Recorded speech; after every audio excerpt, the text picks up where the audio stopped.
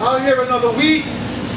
We're the Hebrew Israelites, and I'm out here through the spirit of Yahweh, Yahushai, the one you ignorantly call God and Christ, right? To wake up the people of Negroid, Hispanic, Latino, and Native American Indian descent. You make up the 12 tribes of the nation of Israel, right? And I'm out here for y'all, right?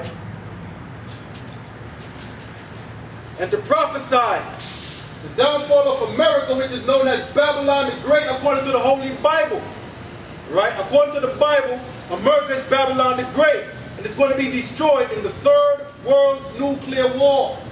Thus says the Lord, all right? Now, you hear a lot of talk lately about all what's going on, right?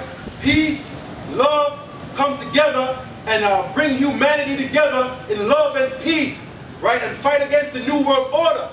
I'm going to tell you something. The God, right, the God of my forefathers, Abraham, Isaac, and Jacob, he's a separatist, right? He's not the God that's being taught to you in the churches. It is something totally different. Understand? The God of the Bible is not about everybody coming together in peace and love, according to what's being taught in the churches. According to the Bible, right, he's a God of vengeance, wrath, and he's a separatist. And I'm going to prove that according to the scriptures. All right? Let's start off with Deuteronomy, the 32nd chapter. This is what it says. It says, "Give ear, O ye heavens, and I will speak, O ye earth, the words of my mouth. My doctrine shall drop as the rain. My speech shall be stilled as dew, as the small rain upon the tender herbs, and as the showers upon the grass. Because I will publish the name of the Lord. Ascribe ye greatness unto our power." Right? He is the rock. His work is perfect. For all his ways are judgment. A power of truth and without iniquity. Just and right is he. Meaning the Most High, the Creator, is perfect. No flaws in him whatsoever. No weakness in him whatsoever. Alright? It says now, they have corrupted themselves. Their spot is not the spot of his children. Now he's speaking to the Israelites. He's speaking to his people. He's saying they have corrupted themselves. Alright? They are a perverse and crooked generation. He said they have become a perverse and a crooked generation. Alright? When you look at the Lord's people today, you see that it is true up until this very day, right? Our people is perverse and they're crooked. Look at what our people are doing. Alright? The people of Negroid, Latino, and Native American descent. Look what y'all are doing. Alright? Y'all have become a perverse generation. Alright? Y'all are just wicked to the core. Alright? Alright? Verse 6 it says, "Do ye thus requite the Lord, O foolish people and unwise? Is not he thy father that has brought thee? Has not he made thee and established thee?" So the Lord is saying, right? "Do ye thus repay me?" Alright? So the Lord is saying, "Do ye thus repay me, O foolish people and unwise?" So the Lord said his people are foolish and they're unwise. "Is not he thy father that has brought thee out of the land of Egypt? Has that he that made me? Has not the Most High brought us out of the land of Egypt by the hand of Moses?" Alright? Didn't he made us from the dust of the earth? Alright? And established thee? Didn't he give us the land of Israel? Right? And gave us his laws, statutes, commandments, and judgments. Alright? He established us. Right? It says, "Remember the days of old. Consider the years of many generations. Ask thy father, and he will show thee thy elders, and they shall tell thee. He said, think of the days of old, right? Many generations, right? Ask thy fathers and thy elders, and they shall tell thee. So what is the document of all the days of old? The Bible.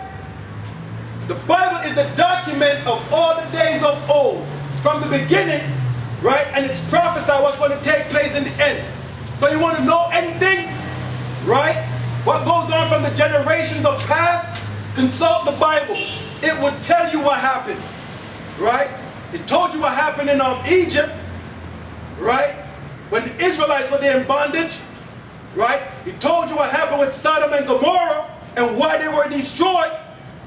He told you why he flooded the earth in the time of Noah. Understand? Why I say that? Because now the same thing is going to happen now. The same thing. Understand? Y'all think that God is a God of love and peace and happiness. Right? Like what they're teaching you in the churches. This is totally different. Understand? The only time God is going to bring a nation together, right? According to Ezekiel, the 37th chapter, is the nation of Israel. God's going to gather together his elect, right? The house of Judah and the house of Joseph, right? And he said to what? Put them on one stick. That's what the sign is about, all right? So the elect of the nation of Israel will wake up when they ask about this sign right here, all right?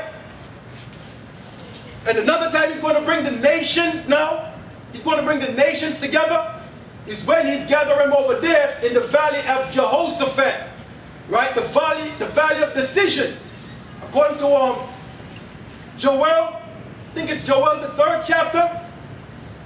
Right? Or the 9th chapter, he's gathering the heathens in the valley of Jehoshaphat. Because there he will plead with them for his people and his heritage, Israel.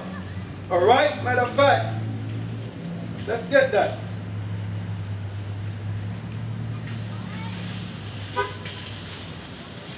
Let's get Ezekiel 37th chapter first. Right? This is Ezekiel 37:16. It says, moreover, thou son of man, take thee one stick and write upon it for the children of Judah and for the children of Israel his companion. So write upon it for the children of Judah and his companion. Right? And for the children of Israel, his companion. Then take another stick and write upon it for Joseph, and Joseph the stick of Ephraim, and for all the house of Israel his companion. So take the tribe, right, of Ephraim and his brothers, right, all the 10 tribes, and Judah, Benjamin and Levi, right. Now put them together, it says, and join them one to another into one stick. Join them together one to another into one stick. And they shall become one in thine hand. And they shall become one. Understand? So this is how the Lord is bringing back the elect of his people into one nation again. Why? We were divided, separated, right? And we were conquered. Understand? But the Most High is bringing us back together again as one nation. Alright? That was Ezekiel. Now let's get Joel, when he's going to gather the nations now. But this is the only coming together that's going to take place.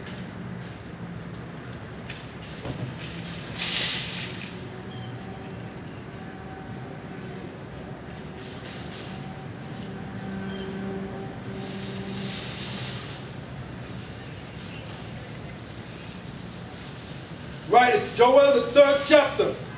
Joel 3:11 says, assemble yourselves and come all ye heathens, and gather yourselves together round about. Cause the mighty ones to come down. Let the heathen be awakened and come up to the valley of Jehoshaphat. For there will I sit to judge all the heathen round about. See, so when the Lord is gathering the heathens, right, everybody, all the nations coming together, it's for destruction. Right? And that right there is speaking of World War III. Alright? Now let's get back to Deuteronomy. Right? It says, Deuteronomy 32:6, do ye thus requite the Lord of foolish and unwise, of foolish people and unwise? Is not he thy father that brought thee, that has brought thee? Has he not made thee and established thee?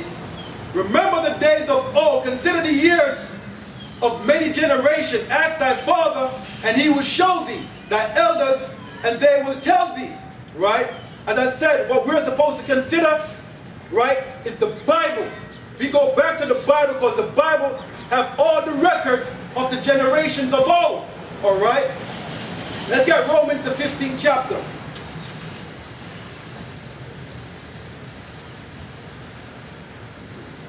Romans 15 verse 4, it says, for whatsoever things were written aforetime were written for our learning, that we through patience and comfort of the scriptures might have hope. Understand? So whatever was written aforetime in the Bible was written for our learning.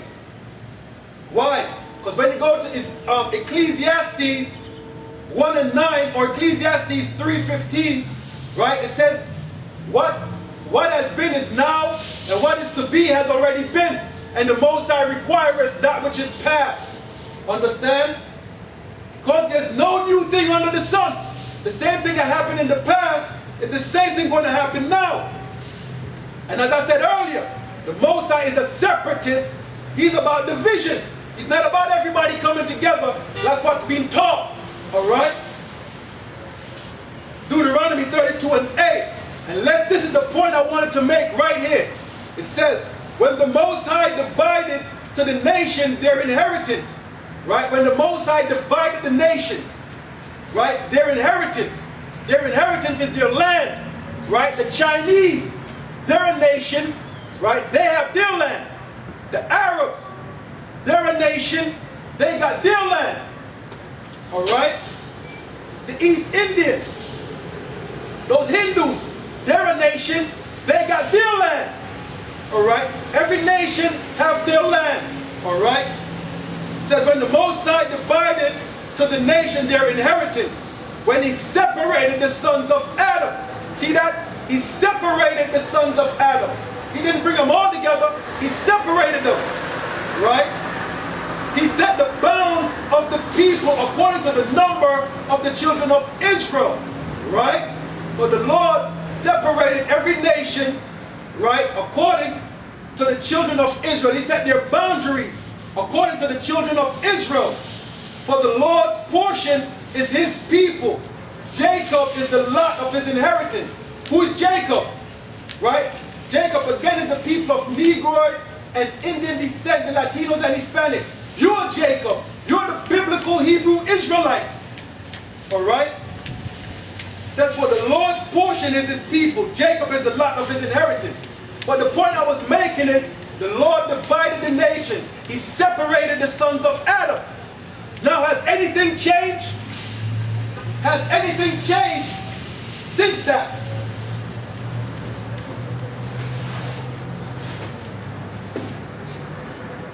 Alright? Has anything changed?